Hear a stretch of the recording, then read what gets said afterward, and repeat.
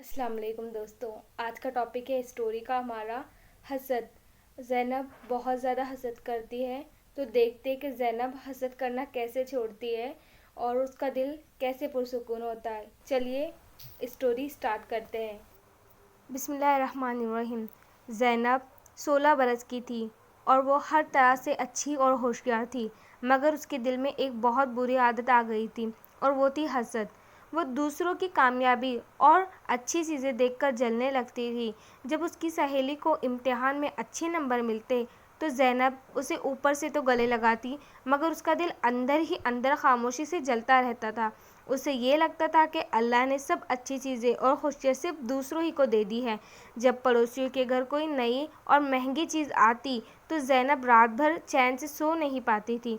ये जलन की आग आहिस्ता आहिस्ता उसके दिल में अपने दिल की खुशी को ख़त्म कर रही थी। उसकी मुस्कुराहटें दिखावटी थी और उसका अंदर हमेशा बेचैनी से भरा रहता था।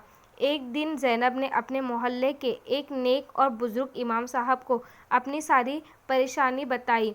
उसने रोते रोते हुए पूछा, हुजूर, मैं किसी की खुशी देखकर दिल से खुश नहीं हो पाती हूँ, मेरी ये आदत कैसे दूर होगी? इमाम साहब ने बहुत प्यार से उसकी बात सुनी और कहा, बेटी, हसद एक ऐसा जहर है जो सिर्फ उसको ही मारता है जो उसे पीता है। यह अल्लाह के फैसलों पर शक करने जैसा है।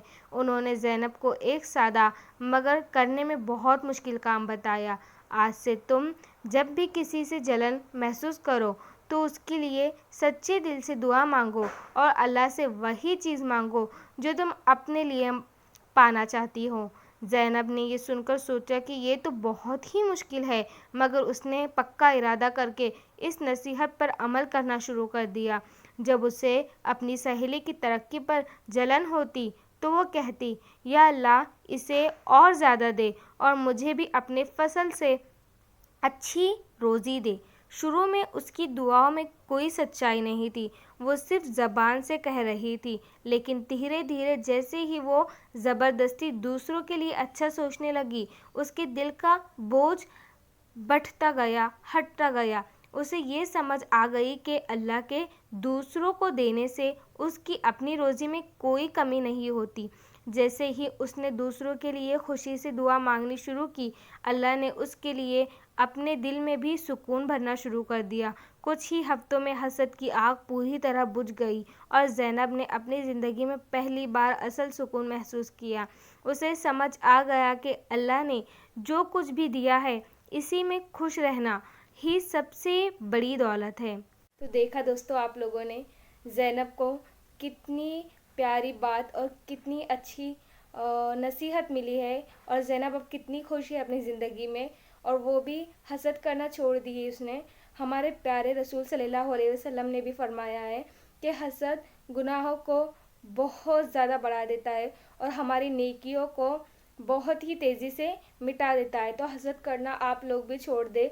जो भी लोग हसद करते हैं वो लोग इस कहानी से, इस स्टोरी से सीख ले कि हसद करना कैसे छोड़ा जाए। ज़ैनब ने किस तरीके से अपनी हसद को छोड़ा है, और एक बार में नहीं हुआ है, ये भी हम सब जानते हैं, एक बार से नहीं होगा। लेकिन आप कई हफ्तों तक इस तरह करते रहे, इंशाल्लाह अल्लाह आपकी हसद को भी दूर कर देगा और आपकी नेकियों को भी बढ़ा देगा। मिलते हैं ऐसी नेक्स्ट वीडियो में, तब तक के लिए अल्लाह हाफिज़।